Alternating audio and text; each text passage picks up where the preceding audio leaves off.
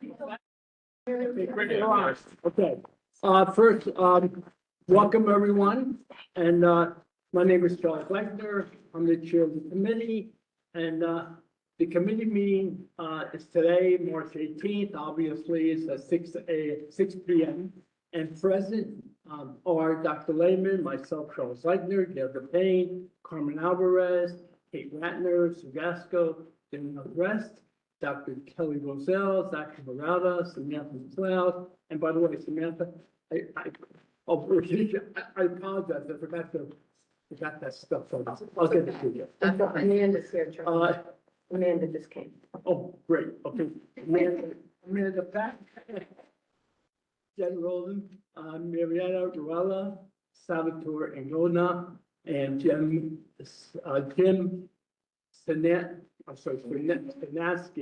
and Yale Snyder, my apologies. Okay, on the agenda are two items. The multi-tier system of support and a day in the life of a kindergarten student. So let me turn that over to Dr. Lehman. Sure. So Dr. Szymanski is going to start us with an opportunity that we have, which will also be evolving, but it's currently called NJ4S, and it's a mental health supports opportunity that we have, and it integrates with our multi-tier system of support. So Dr. Szymanski, you want to give us an overview? Okay, thank you. Like Dr. Lehman was saying, and I gave you two handouts. This is about NJ4S. And that stands for, or what that kind of means, it's New Jersey Statewide Student Support Services. So the two handouts you have, the first one that has the kind of the hands on it is basically an overview of the whole program. And the second handout that you have, if you take a look at that real quick, is that then morphs into the tiers of support. So this is really just an overview of what the service is. This is a free service from the state, and it is from the Department of Children and Families. And it's designed to supplement the programs that we already have in school. If you look at that first page, there are 15 actual hubs to this. Middlesex County obviously would be the one that we are in, and Rutgers University Behavioral Health Care houses the Middlesex County hub. Again, if you look at that first page, what it mentions is this is to supplement existing school programs, and it is to, help with more efficient access to safe spaces for connection, prevention programs, mental health resources, and support for New Jersey students, caregivers, health administrators, and staff. So it's designed to help everyone associated with the schools. Our focus, obviously, is with the students, but this is an overarching program.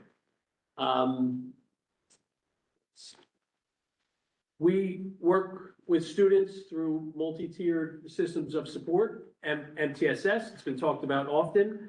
So if you go to page 2, this supports that. This is behavioral support for MTSS, and it matches with our tiered systems of support that we use for academics. We also have to use that for behavior supports with many students. And so you see on that second handout, tier 1 is the overall arching for community education. That is designed for whole schools. It could be for one elementary school, multiple elementary schools. It could be for the middle school. It could be for the high school. And that's designed mostly assemblies that can go anywhere from pre-K to 12, and it fits the needs of the school. So it's something that is designable depending on what the school needs are. Some of the examples of programs that we've used in the past or that we could use through this program are bullying prevention, social media safety, and positive relationships. And there's many more that we can use, but just want to give you a quick, some of the ones we've used in the past. If you move down or move up, depending on how you think of it, tier 2, that's more prevention programming. This is designed for more 6 through 12, so a little bit older students. And this would be small group settings, kind of in a series format. So it might be multiple sessions with small groups. Again, to fit the needs of schools. some examples there, social skills groups, life skills groups, emotional regulation groups. And this is where it starts. There will be somebody managing a portal to sign in, some different programs that we might want. They would reach out to the NJ4S coordinator and then be able to have people come to our schools and deliver these groups to our students. And then again, as you keep moving up to tier 3, so we're moving down the handout there. This is brief counseling, again, designed for grades 6 through 12. These are licensed clinicians that can come to the school or potentially meet students at the local library. Designed 7 to 12-week sessions. They use all different types of therapy, and we would be using consent forms here when we're doing this a little bit more intensive. Even though it's brief counseling, it's still a little bit more, so we want to be using consent forms here. And that is where, again, we'd be using the portal to get, staff that want to utilize this for students. We would be using the portal to reach out to get therapists, clinicians to come to the school. Like Dr. Lane was mentioning, there is a potential with the new governor of pivoting. When we spoke with our liaison for NJ4S, they have a grant until 2028. So we're under the belief that this is going to be here for a little bit, and it may be pivoted or changed a little bit with new administration. But there's going to still be something similar to this through the state. And we know that this is going on at least for the rest of this year, and we'll see moving forward. Yeah, I think the new governor's vision for this program and its evolution is right now there's 15 regional centers. I believe it's to become more localized, to Right. be maybe even more easily accessible by having more points of contact and more locations as opposed to Right. being a little bit more Yeah. regional. So, and they're proposing to change the name and things. Right. Again, that's going to take time, so we're not going to wait around. We're going to engage this resource while we have it. And again, this will evolve into whatever the new vision is for the new administration and the needs there. May I ask a question? Sure.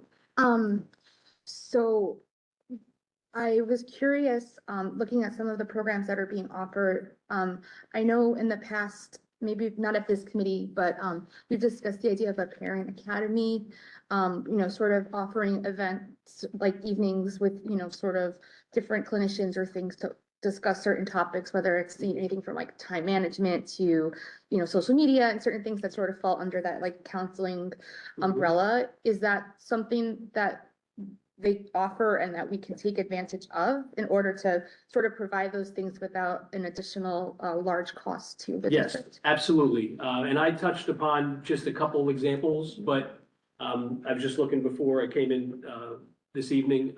There's a whole list of things, and it could be something that if there's a need at a certain school, we can then reach out to them and say, look, these are some of our concerns. This is what our parents want. This is what our students need.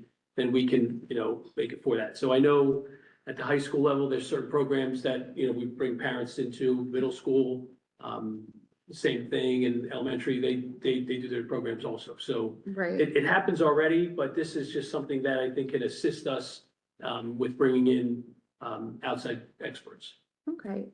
And then the other question I had, I know during COVID, we had almost like a toolbox online of different resources that families could go to. Yep. It might still be on our website. I'm not 100% sure, but sort of hearing the different services that are being offered through NJ4S or Sparks or whatever it's going to become. Is that something that we can perhaps update and include the things that they're offering here so that if there are families who want to take advantage of these programs, they have that access in conjunction? Yeah, certainly. I mean, we're constantly looking at our websites, from all different levels, elementary, middle school, high school. But this is something that, we wanted to share with you guys to see, and then, we'll be working more with it. But I could look to see what's there already, maybe add to it. Okay, great. Thank you. You're welcome. Any other questions? Yeah. Okay, for the tier 3 interventions, if we need that service, where they're coming for 7 to 12 weeks, are there any liability concerns, regarding should the counselor be inappropriate, let's say, or something, are we liable or do they have their own insurance? Like, how does that work? Because Well, I know sometimes yeah. where I work in my district, Mhm. it's hard to bring, you know, parents have their own like therapist if they want the child, and there's liability concerns, and that's not allowed, like Yeah. outside providers to come into the schools. Yeah, so this is designed to interact with schools specifically. So when we begin to engage in some of these more targeted, specific opportunities, there is typically some consent Yeah, that's what pieces that go that connected between, finding a therapist is also not just randomly picking one off the shelf, right? Sometimes it's a connection piece, so you get the best interaction. So, engaging in specifically that tier 3, but even at tier 2, which looks like it's targeted small group supports. There will be some back and forth in terms of us working with this provider, and then also working with the parents in terms of identifying even when it happens, right? Whether it's during the school day. And that would be our preference typically, is to engage them, at an appropriate time during the school day. Okay. Yes, please. I have a question.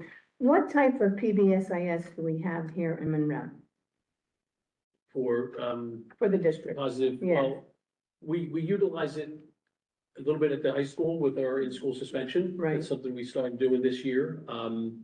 And it's constantly looked at for as far as, behavior management, positive behavior, that's what we're talking Right, about. yes. At all different levels. And so conduct to the principals, administrators look at that, and they do, liaison with, supervisors, central administration to discuss those things. But right now, that's my understanding that that's where we have it. Because the Bog Center in New Brunswick has the head of it, Sharon Norman. I think she was the founder of a PBSIS in schools, and I've been to many of their events when I was working there. And to see what these school districts come up with their, their incentives for the children and how they do it in grades all the way up. I don't know why we wouldn't take advantage of that program and have them come here and give it to the whole district and just use what they've been using for, she's got to be there 25 years. And I know we have our own program. Could we incorporate maybe whatever they have and make ours a little bit better? Yeah, and Ms. McLeod can touch on this a little bit, and that may actually lead us to our next piece as well. But we at the elementary level specifically have positive behavior supports embedded in there. We haven't subscribed to any specific curriculum / program related to it. Like Woodland School used the fish philosophy for as a foundation for their positive behavior, and they have goals and incentives and things. And it's homegrown, but the philosophy is exactly what you're speaking to. And so for a while it was falcon feathers, and then it was fish philosophy, and they earn all of these different things, and it leads up to larger rewards. Right. Like a school dance party and one of them that they really enjoy, we have a book vending machine. That seemed to be a big hit, so that was part of the prize that they would get if they earned the fish or the falcon feathers, which is what all 6 of the elementary schools have continued with. So we build that in, and then they earn.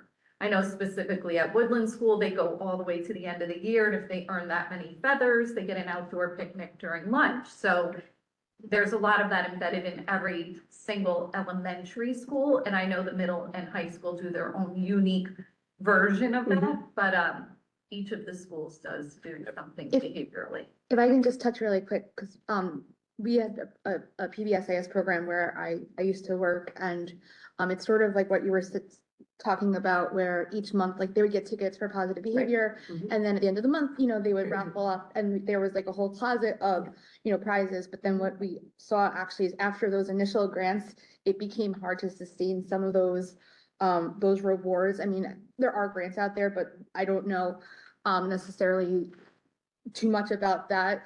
It is a fantastic program. I also, I know, like, the Falcon Feathers, like my boy got one last year. He was super excited about it. So I do think there's definitely, benefits to it if it's something that, can be brought.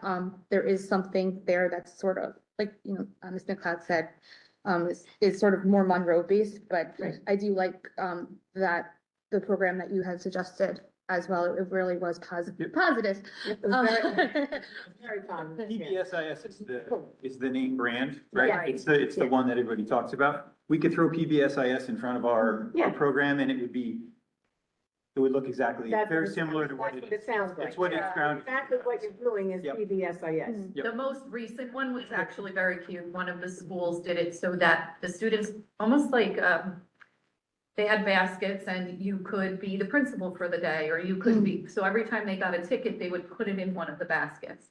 Security for the day, and they got a shirt to go with their, experience. So each school does something very unique, but I know for a while it was all falcon feathers, then we moved to fish, and I think we're back to falcon feathers again for the most part, but it is, I think, exactly what you're It is. experiencing. It is. It's just I've seen so many districts, come and display their boards and Or like their the T-shirts and the with boxes kids. I and all love the it. goodies. And then, I know Sharon used to, have great speakers and it started at the Bog Center, like I said, at least 25 years ago. And it was it's such a good program and it's great to hear that we have our own Yeah. version of it. And I just wanted to piggyback onto the back of our program I worked with, so. That's I just really quick wanted to follow up on, something sort of that Ms. Alvarez had, highlighted.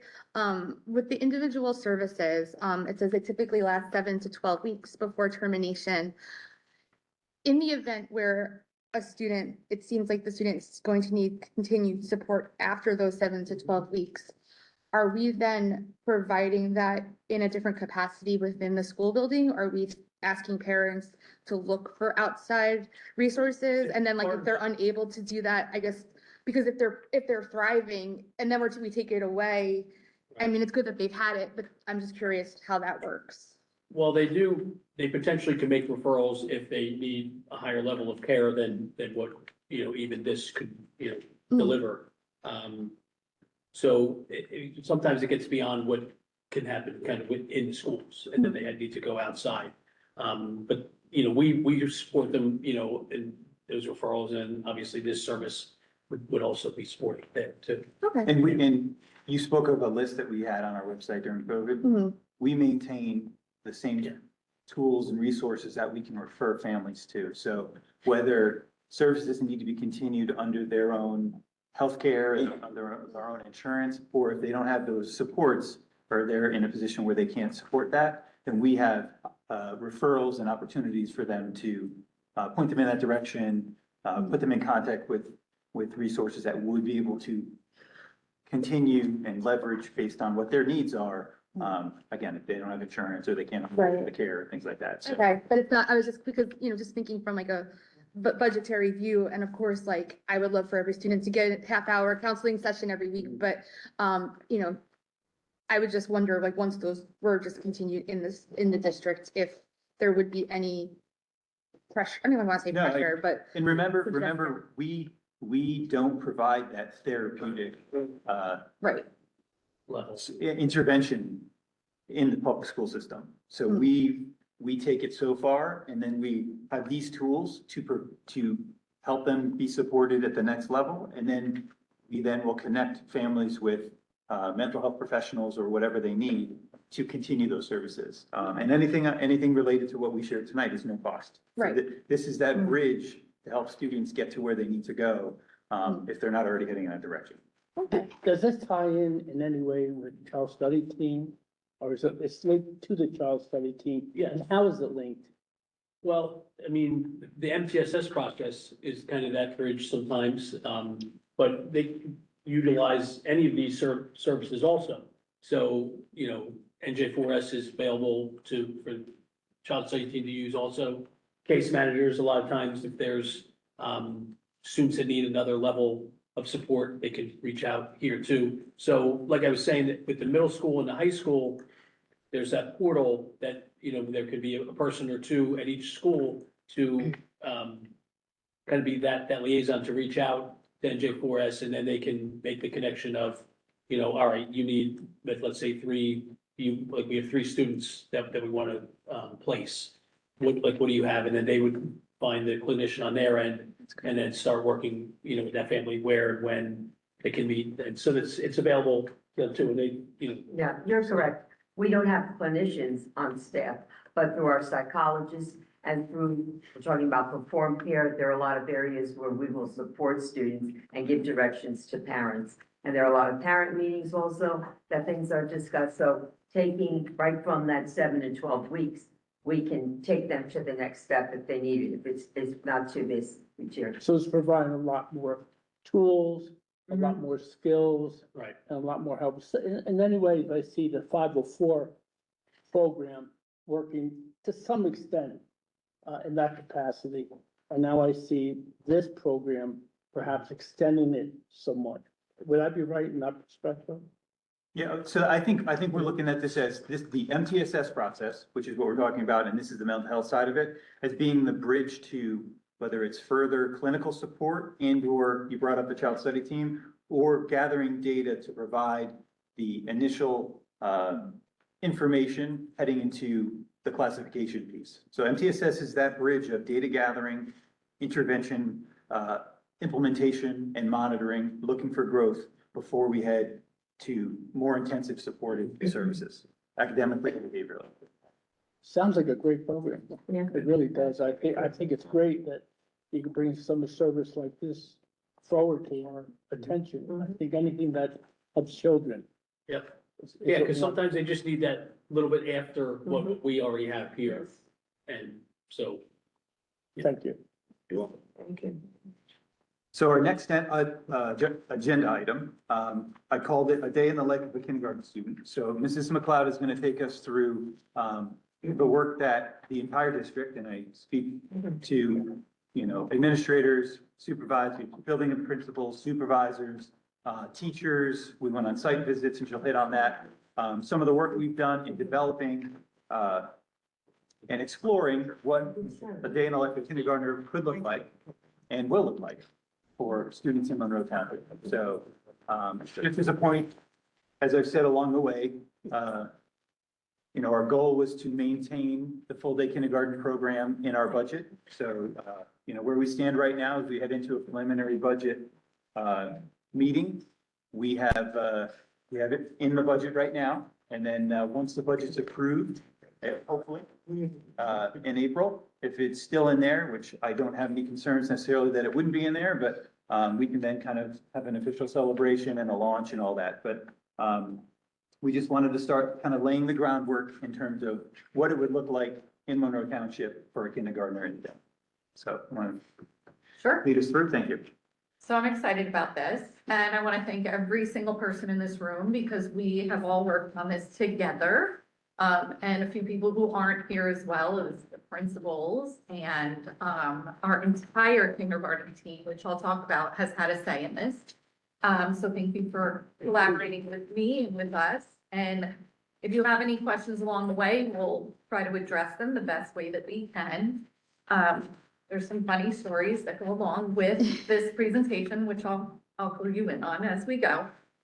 So first, we're going to talk about how we prepared, how we've been preparing for this, because we've been talking about this for well over more than a year, but this year in particular, as you'll see on the first slide, when we went to budget, we literally built a budget that was for and included everything for full day kindergarten. And one of the things we did was we had everyone go into their book closets and do a complete inventory of what we have for each subject area and resources, classroom, libraries, everything. And we got a really good count of what we have and what we're going to need. And anything that we needed, we budgeted for. Our curriculum for ELA, math, science, social studies, and media, the documents are complete and up to date. Art, music, phys ed, they are all going to be completed this summer, and that's already been planned for. One of the things that was very exciting, we had the opportunity to go and visit Howell Township, their full day kindergarten program. We took one kindergarten teacher from each building, along with Ms. Drust. Mr. Reinhold was with us. Oh my God. I hope I'm not forgetting anybody. Ms. Fedora came with us, yes, she did. And we were given the treatment. I will thank Howell because they let us see everything from their entire full day, their specials, their lunch, what special education looked like in or within a full day program at Howell. They shared their schedules, how they developed their programs. They really did a great job, kind of filling us in on how they went about building their program. Then I had a conference with Hamilton Township and also Tinton Falls, just to kind of explore what their programs look like as well. But the one thing we did realize is, which we knew, but it let us, I guess it gave us further confirmation that our half-day program really was solid. And even though we didn't have all that time in the day, we did have the academic pieces in place. And that was a really good foundation for what is to come. The other thing that I've really enjoyed this year, we had a kindergarten PLC going all the way from September. And all of the kindergarten teachers in the district have participated. And what we did was we built a Google Doc by month. So every half PLC day, we had an agenda for them and we sent it out. And then all 3 schools would put their feedback on there and share it back with us. What are your needs? What's working, what's not working? We even went so far as to have them build a mock schedule, which came out beautifully. What they would like the day to look like and what their needs and wants are. So that was also being done and is continuing for the rest of this year. So that's some of the things that we've done. Then, the one thing we really wanted you to know and the public is that all of our current kindergarten teachers have already been trained in our curricular programs, which is critical. So in math, ELA, science, and social studies, their current practices are what you would see in a full day. They're just going to have more time. They're going to have the time to differentiate. They're going to have the time for WIN, which we're going to talk about what that is. And again, everything is in place for that, for them to be successful. The textbook inventory was complete. Principals have budgeted, and anything that's needed is within the budget, which you'll hear about this month and next month. Staffing needs were discussed with the building principals. Facilities have been assessed, and we have the necessary space in every single building. So all buildings have rooms, and you look at the next slide, and here's where I want to make sure we're in the right space. Okay.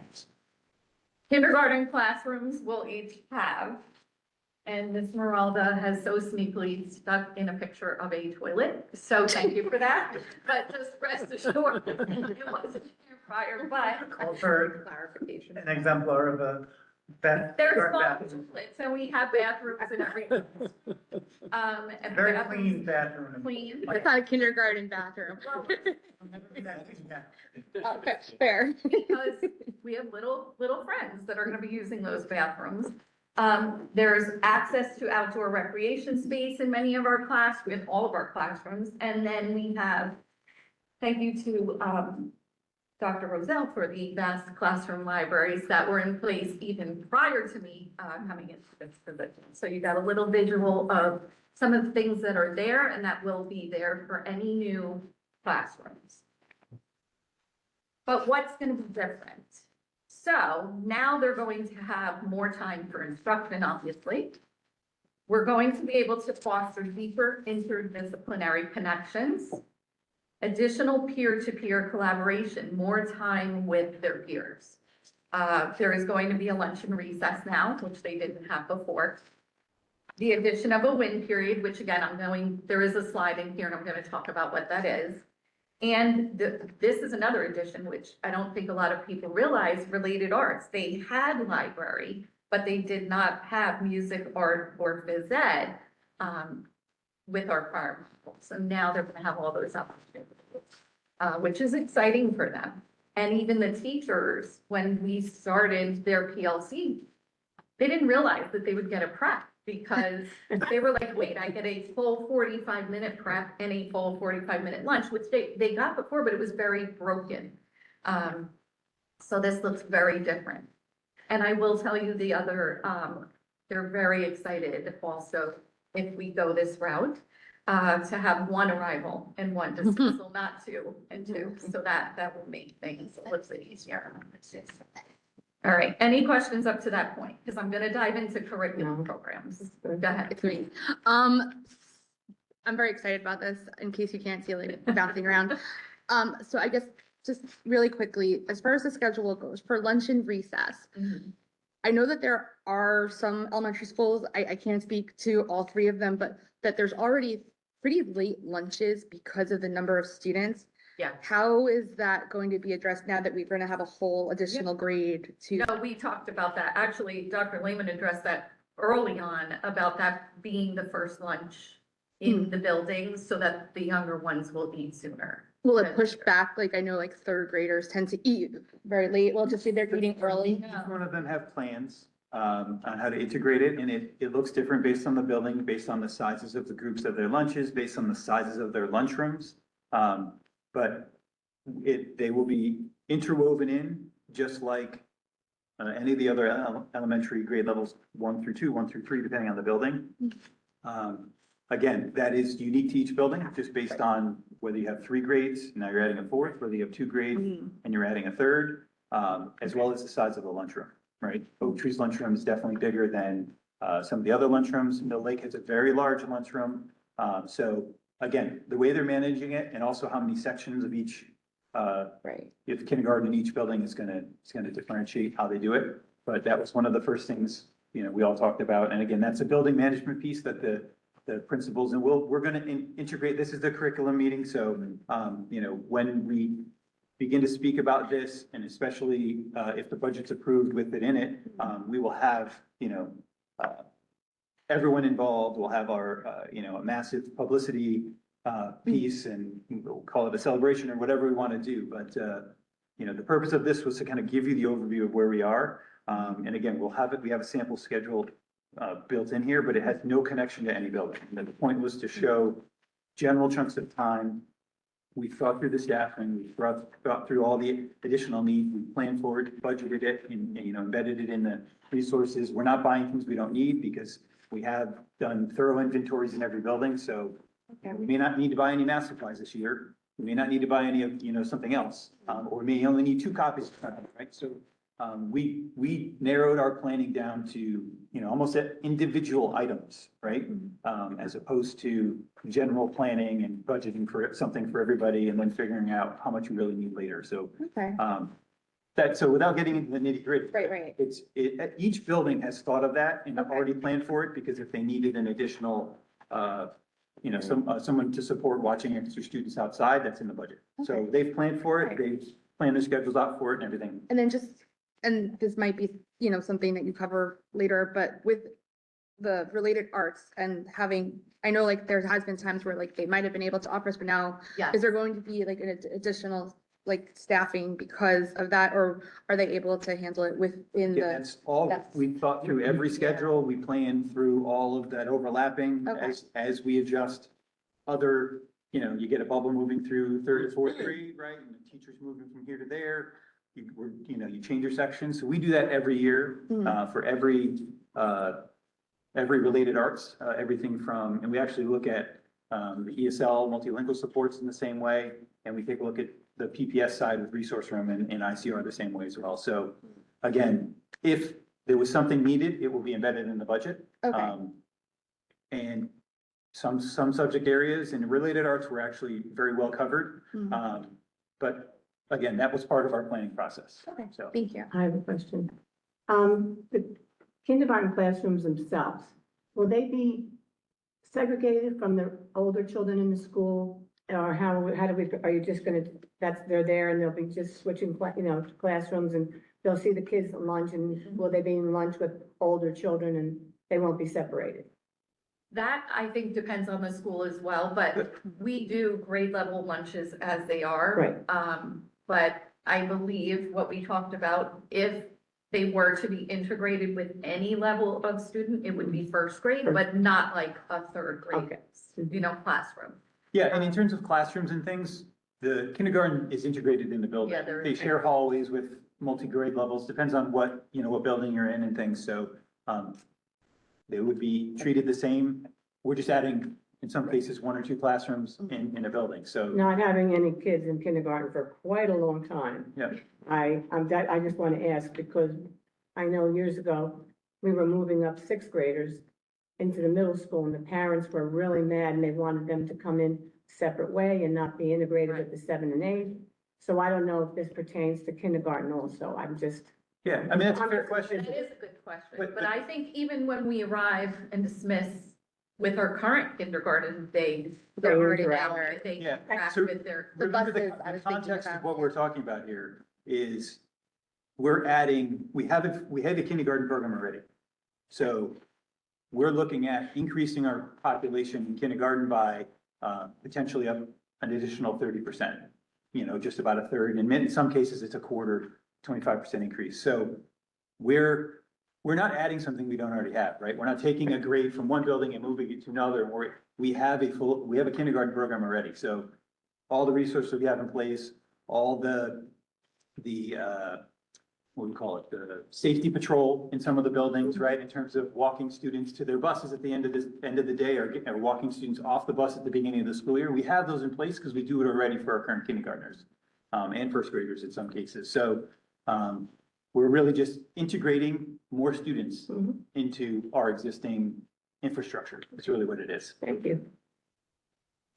So we're gonna just do a brief dive into our curricular programs. I just want to preface this with saying that as we talk about these and we talk about all students, we're referring to everyone, special education, our ELL students, our advanced learners. Everybody is thought of in this, and you'll see a little sprinkling of where we do that. So first, we have all of our programs, which are currently aligned to the New Jersey state standards. In ELA, English Language Arts, we use the MyView Literacy Program. In math, we use Envisions Mathematics. In science, we're using TCI, it's Teachers Curriculum Institute. Social studies is interdisciplinary learning activities that align to the New Jersey learning standards. Everything that they're doing in social studies is aligned to the standards. Sometimes in social studies, we move outside of a text because it's civics, it's interactive. So that's our social studies. And then again, we have art, music, phys ed, and media, which are also aligned to the standards. And in all of our documents, we have differentiated activities. In all of our curriculum, we have differentiated activities for our Ls, our special ed students, and our advanced learners, which we've talked about before with you. So on the next page, you're going to see a sample daily schedule, which we've taken input from all 3 schools. And we took the best of all of it and we built a schedule. You'll And the see we is collaboratively with the teachers that have been the working on it. teachers, Yep. yes. And what was interesting is when all 3 schools, the PLCs, shared their sample schedules with us, they all looked almost identical. So their needs and wants were pretty much met. Everybody has a morning meeting. We're scheduling 15 minutes for that. Realistically, in kindergarten, you're probably going to need a little more time for that, and that's fine. There's flexibility in that. 90 minutes for ELA. All of these times will align with what everyone else in the district is doing. When I talk about ELA, you're going to notice that it's reading and writing together. So it's 45 minutes and 45 minutes. So it makes the 90-minute block. Math is 60 minutes. Then of course they have snack for 15 minutes. Twice a week, they're required to have help, 30 minutes. The other days of the week you'll see there, this allows for extension, and that means you can extend, or the teacher can extend any other subject area that they feel is needed at that time. If they're noticing that the students aren't grasping onto the math concepts, they might extend the lesson into those days when they don't have help. and that goes for any subject. They will have 45 minutes for science and social studies, and that's on a rotating basis, and it's units of study. Related arts, of course, will be 45 minutes. And then what I need / exploration, because this is kindergarten, is going to be 45 minutes. And then, of course, you have your end of day routine and your dismissal. Again, no particular order there necessarily. No. These are just, and again, generalities, in terms of, a general structure for a day. Now, I'll read through this fairly quickly. I just wanted to identify what each subject area includes and encompasses. So in ELA for 90 minutes, you're going to have, especially in kindergarten, daily explicit foundational skills instruction. That's your phonics, phonological awareness, evidence-based reading and writing instruction. Inquiry-based projects are actually built into our MyView curriculum. And every sixth week, it literally requires them to do a very thoughtful inquiry-based project. Some which requires some basic research, and they are currently already doing this. So none of this is new. The teachers have been trained. Reading comprehension and vocabulary is embedded into our curriculum. Writing, which I'll touch upon in the next slide. Independent reading, which is critical and important that they have choice and they independently read. And we have worked very hard on this next bullet. We have worked to integrate science and social studies into our MyView ELA curriculum so that all themes and topics are happening at the same time. So we're talking about animals and adaptations in ELA. The science units are aligned to that. So we're talking about the same subjects. And that will continue into a full day program, and now they'll have more time. And then in writing, which happens within that 19-minute block, you'll have a writing workshop structure, which is focused on the writing process at an early age. The teachers conference with the students and talk about writing. Everything is differentiated, and that's pretty much a theme you'll hear throughout for all of our curriculum. And of course, and because the law has also stated, but we are touching on handwriting anyway, but we will continue to do so according to the updated law. Then we have math for 60 minutes. Envisions is very structured. They're currently using it. Again, everybody is very well trained in this program. It's been around for quite a few years. They begin with a solve and share. That's discussed. Then they move into a very cute animated video. We call those the visual learning videos, and it explains the learning goal for the day and kind of dives into it a little bit. Then they go into a guided and independent practice, assessment, differentiation, and enrichment. And they're doing this currently in a half-day program already, just a more condensed version. Now they're going to have time to do all of it and really expand. Science and social studies, we listed the topics here. They're 45 minutes, 5 days a week. We do it by unit now, so it's a unit of science for 6 weeks, and then a unit of social studies for 6 weeks, and that allows the teachers to cover all of the topics within the curriculum. So in science, they are learning about engineering design, living things and their needs, weather and sky.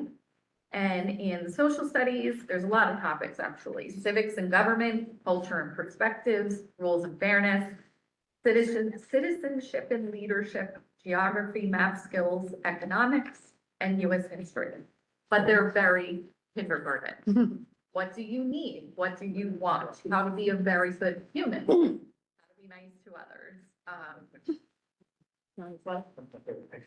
Oh, yes, that really embedded some beautiful pictures into, I just said that, the one on the bottom is my favorite in the presentation. and these are our students, so, Oh, they are. I gotta like to hide and find it. Related arts is gonna be new for everybody, which is there's a lot of excitement around this. Physical education, they're going to have that 2 times a week. They'll have music, library, health, and art. Health is also 2 times a week. They are going to also have classes, just like the rest of our students do, but that's once a month. And it will be very focused on character building and all the things you would teach kindergarten students at that age. All right? Can I ask one quick Yes, question? 'cause Just going that's back, the curriculum. okay, Go ahead. assessments, like obviously they're assessing, am I going somewhere you're? No, about I to go? actually had that in and I pulled it out because it's like a 45-minute discussion and I didn't know. Okay, we had I won't time, but say it. I'll take it tell you back. what's beautiful about the current curriculum that we have in place in all of our subjects. The assessments are built into those programs. Mhm. And I know specifically for ELA and math right now, in Linkit, all of those assessments, as they give them, they populate them into Linkit. So we can keep track of what's going on, how they're doing, if the program is working. So we have that. And things like MAP, like will they be MAP the will same be- amount as they have been for kindergarten, or would it be? No, Okay. they're gonna stay the same, and we do that 3 times a year as a benchmark, Mm. and also math fluency and math growth. Okay. So we have all of that in place. All right. And that's the greatest piece here. Mhm. Everybody's already trained. They're already in place and it will just continue Okay. the way that it is. So I think that's really, before you go on, I think that's really the message is the core of what we're doing is already in place. Now we have an expanded amount of time, and the biggest difference is we have some more students, Mhm. right? And they're all in at the same time. The advantage is the teachers have 1 class instead of 2, right? They have more time. But again, programmatically, you know, we're not starting from scratch. We're not adopting 5 new curricula, 5 new textbooks. We're not reinventing the wheel on anything. We're just expanding the schedule and inviting all our students to come in at the same time with the ones that, you know, instead of sharing a space. So, again, we anticipate 25 to 30% more in terms of attendance, and that's based on some balance between our first grade numbers and some of our demographic numbers.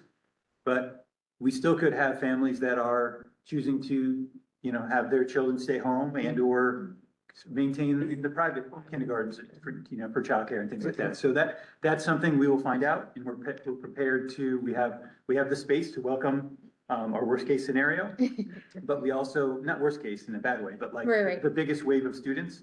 But we can also adapt as well. So this first year, as we get enrollment, we will see where we land. It'll probably take a couple of years to really settle in on a consistent number. I can tell you, we have, the past couple of years, have the lowest enrollment in kindergarten we've had in probably a decade.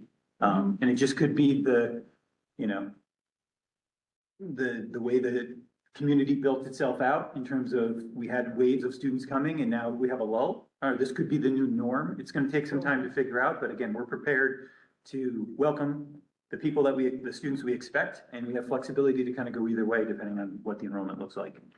And Any the other other questions? beautiful thing is with all of these different areas and programs and things that have been adopted, every kindergarten teacher has received the same professional development opportunities that the rest of our teachers have. And this year, heavy PD in math, my view literacy, science was a new curriculum, and we've done planning extensively with all of our teachers, and that includes kindergarten. So the extra time, they're very excited for that because now they can really dive in to these programs and do what they want to do in these subject areas. So that's also exciting for them. Any questions? Please. How are we supporting our special education students in the full day program? Like, are there going to be self-contained classes or, you know? are We're they going fitting in? to, yeah, we're going to do, and if you want to step in, what we have in place is going to continue because we're currently supporting special ed. And as those needs evolve, they will continue to do what they've been doing all along and build out classes based on their needs. So we're not needing to shut down any self-contained No, and classes. there is self-contained. There's already. Yeah. Yeah, we're maintaining our special programs and, you know, once we receive the students and, you know, we'll see what our new norm becomes in terms of, you know, we're prepared for whatever the norm would be, in terms of our needs. And, again, because we have a program in place, the students that have been identified in our special programs, they're with us already. They're with us for a full day program already in some cases it's a partial day program. So we will maintain that. Okay, Yep. good. Anybody else? If I could just comment, this is excellent. I mean, it really gives us a really good idea in terms of the expectations. And I can imagine the amount of work that you folks put into this.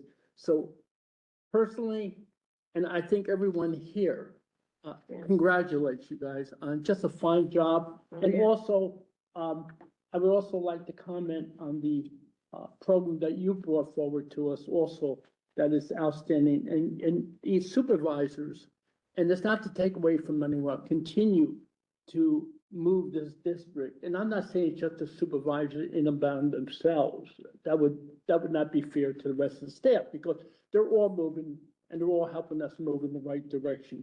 But I think you, and I think Dr. Lehman have been some of the forward thinkers, and this has helped this district really move forward. So, and I've been a big supporter of the kindergarten, because I've seen what the research says, and we really, I'm so glad we're moving there. And I thank you, Dr. Lehman. Yep. I thank you We get a couple guys. more Yeah, things to highlight. there's a few more slides. Yep. Oh, This is okay, the yes. easy part. This is Yeah, the easy please. part. So the next slide, we're gonna just talk about the logistics of a kindergarten day arrival, which is no change, and they're doing it twice now, so it will only be one. The beginning of the school day, parents are going to be given very specific directions from their specific school.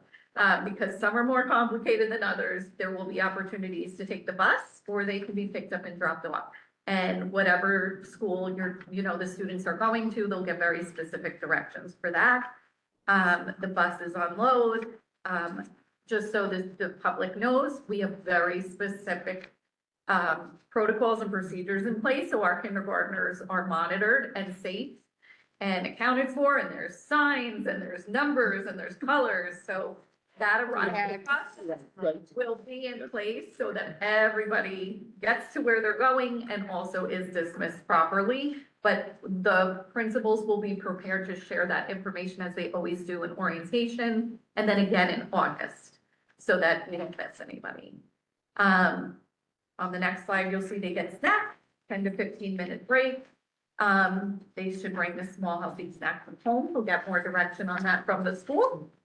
Lunch and recess, which we wanted to just sort of outline a little because this is new.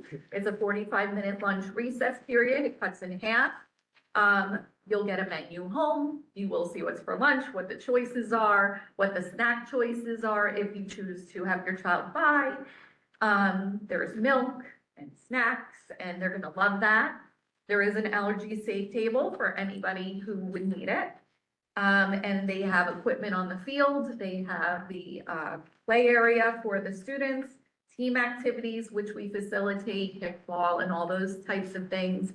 Lunch paras are there to monitor every single class, every single student throughout the entire 45-minute period. So no students are ever going unmonitored. So that's what lunch and recess will look like. This next slide, I think, is just one of the most important slides actually in the entire presentation, because we have a period built in our K-5 schedules, which is one of my pride and joy. It's called WIN, and it's what I need. And this addresses every student at their level and their needs at their level. So it's a flexible period where the teachers will provide targeted instruction based on each individual student needs. And that means what they are doing is they are taking data that they collect on that student, whether it's observation, behavioral data, academic data, and they're saying, oh, Joey needs a little extra help in math today, so we're going to do this in a center over here. Maybe we have some behavioral needs, so we're going to work on some character ed over here. Maybe we have some advanced learners, so we're going to do some things over here. And it's very structured, but yet a little bit of unstructured too, because we're independent, we're guided, but it's happening all at the same time. A full day will allow for kindergarten to have a what I need period. Additional support will be given to any student that needs it, but you're also offering opportunities for enrichment for any advanced learners in kindergarten. So this is just a really unique and important period for kindergarten. And then we have dismissal, same thing, no change, very monitored, very safe. Parents can choose a bus or a pickup. The buses, and I'll tell you this in advance, we make sure every student is on the bus, accounted for, attendance is taken. These are our 5-year-olds. We want to make sure everyone's safe. So the first week of school, your buses might be just a little bit late because we're making sure everyone's on that bus, and makes it home safely. And each school will provide with very specific directions for dismissal. And that is what it looks like to be a kindergarten or a full day program, which is much different than So a very special thanks to Ms. Kingsmore, yeah. Ms. Mahoney, and Ms. Garcia. They are embedded in this as much as everyone else at the table and the teachers. They also have, looked at their buildings, assessed their facilities, and integrated within their buildings how this would work logistically, lunches and classroom locations. So, we will, like I said, we'll all get together, the building administration, all of us, again, once this starts to launch, assuming we proceed through with an approval in the April budget, and really celebrate this and further communicate this. What we went over tonight will probably be the grounds for an orientation for the parents, right? And that's something the buildings do already. We do it in the end of the school year, we do it in August. So, with the information you got tonight is for this committee's purpose, to emphasize the fact that what we have in place on a curriculum side, training wise, resource wise, is already in place. What we're looking to expand upon is, do we have enough resources? What kind of staffing do we need additionally? What are the things to welcome that extra 20 to 30% of students? Again, we're not starting from scratch here. We have this strong foundation and what to take us to get to the next step. And, I think we're in a really good space. I think we all kind of internally knew that, but this is a very good vetting and self-reflection process for us to kind of take this step and prepare for this opportunity. I just have one more question. What about the students that now that they're in full day, that go to aftercare? Are they bused? What happens to those students? The before and after care program Yes. is at every school. It stays at the school. Yep. Okay, that's why I wasn't sure. Like I Yep, said, I don't so- have any. So they actually can participate in the before and after school program, the way they would typically. So they're in homeschool before and after? Yep. Okay. Each school has their own, school, and at one point, we were merging Barkley Brook and Brookside, so even if it's all the students are at Brookside or all the students at Right. Barkley Brook, that's the same campus, so. Okay, thank you. Yep. Any other questions? You can't beat that. I I mean, know. no questions for all that. No. That's wonderful. I thank you all for coming and have a wonderful evening.